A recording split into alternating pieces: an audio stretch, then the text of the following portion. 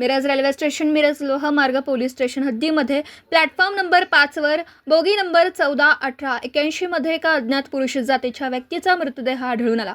सदर घटनेची माहिती मिळताच मिरज लोहमार्ग पोलिसांनी घटनास्थळी धाव घेत तपास सुरू केला। घटनास्थळी स्पेशल रेस्क्यू फोर्स आपत्कालीन पथक रुग्णवाहिकेसह दाखल झालं। घटनास्थळी पाहणी करून मृतदेह स्पेशल रेस्क्यू फोर्सच्या रुग्णवाहिकेतून पुढील तपासासाठी मिरज शासकीय रुग्णालयात पाठवण्यात आला। कारवाईमध्ये स्पेशल रेस्क्यू फोर्स आपत्कालीन पथक कमांडर कैलास वडर यांच्यासह महेश गावणे, सागर जाधव, आमिर नदाफ, आकाश कोल्पे, मोहसिन शेख हे SRFचे सदस्य उपस्थित होते।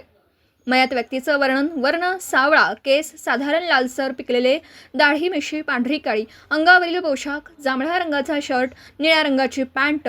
मयत व्यक्तीच्या खिशामधून मिरज ते कोल्हापूर रेल्वेचं तिकीट मिळून आलं। सदर व्यक्ती कोणाच्या ओळखीची असल्यास मिरज लोहमार्ग पोलीस ठाण्याशी संपर्क साधावा असं आवाहन पोलिसांकडून करण्यात आलं। पुढील तपास मिरज लोहमार्ग पोलीस करीत आहेत।